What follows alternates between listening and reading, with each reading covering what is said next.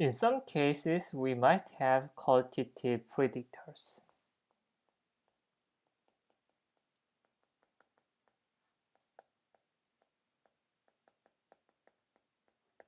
For instance, the input is genders, like male or female, ethnicity, or nationality,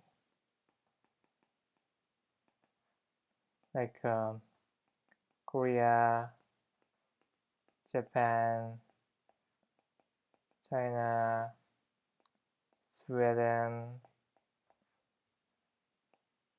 Italy, and so forth. In this case, the input value is not real number, but a class indices. Okay, then how can we use the class indices to predict the output? How can we deal with the non-value input to predict a valued output? Well, one possible approach is this. Assign some random number to each class. For instance, in the nationality case, assign some random value like 0.5, 0.1, 0.2 to each class, and then use the values. So with these numbers, we can design again some linear regression, and the x value is equal to 0.5 when the input index is Korea. If the input index is Japan, then the value is 0.1. If the input index is China, then we have value 0.2. That is one possible approach.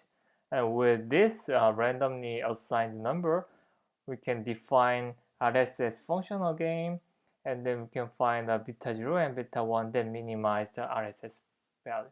That is one possible approach to deal with qualitative predictors. But this is not a good approach. This is very bad indeed. Why? From this randomly assigned number, we indeed put some relations among the nationalities. Like if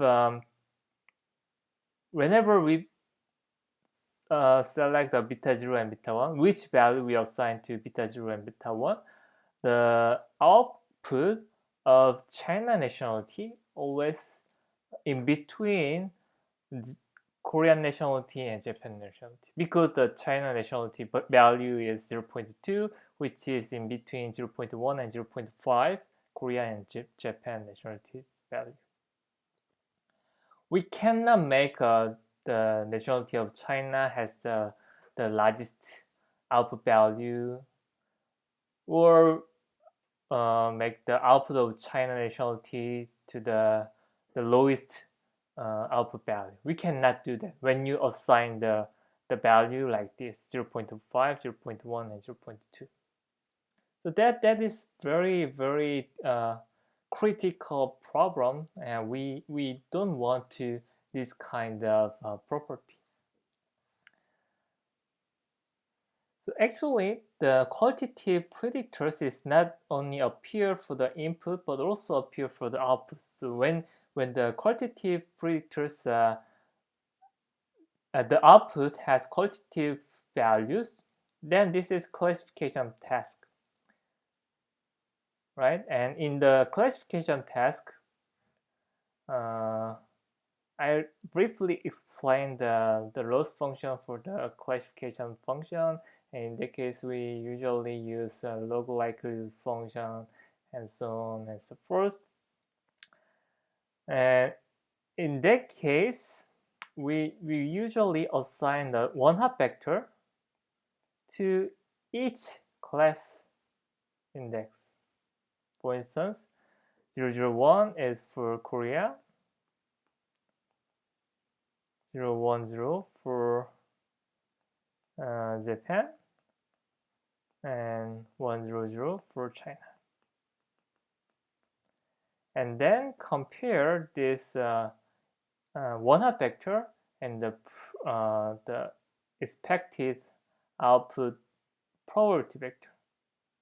Essentially, in many classification tasks, we generate the one-hot vector and assign each one-hot vector to each class, and then compare the output vector, one-hot vector, and the output of your estimation function or your machine learning function, which usually generate a probability vector for each class, and then compare. So for the comparison, we usually use log-likely food function or cross entropy and so on. And we will discuss more details in the chapter 4. But this is very general approach, and even nowadays we still use this kind of one-hot vector approach. So we use this type of approach for output, and we can use this type of approach to input as well. So when you have multi-classes and you have qualitative predictors and multi-classes, we use this one-hot vector and then define parameters beta 1, beta 2, beta 3 to each element of one-hot vector. So basically, the linear regression becomes beta 0 plus the inner product between beta vector and the one-hot vector. If the input is Korea, then this. If this is Japan, then this component becomes 0, 1, 0. Right. Then we can deal with qualitative predictors, and we can have very nice result we can expect. Okay. And when you compare this approach and the previous approach, maybe you already noticed that in this case we just use 2 coefficients or 2 parameters, and here we use 4 parameters.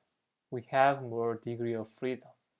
We have more parameters, and we can more freely control the machine learning function, the function that predict the output. So we have more capacity, can deal with 3 different classes.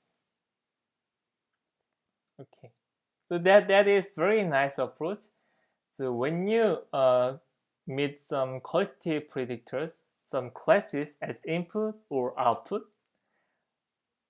the possible approach and good idea is let's consider one-hot vector and assign each one-hot vector to each classes. That's it. But if you want to save one more coefficient, so if you want to use 3 coefficients instead of 4 coefficients while keeping the performance, and actually there is one real trick. In this case, indeed, because there are 3 classes, we actually need just a 2-dimensional vector instead of 3-dimensional vector. You can simply remove the last entry.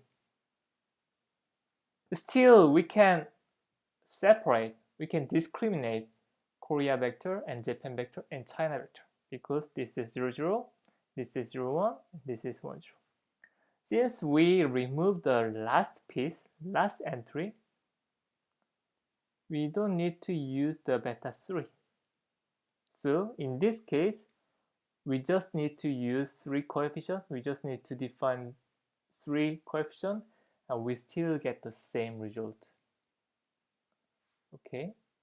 And when you decrease the number of coefficients while keeping the same performance in the training process, you can expect better test error performance.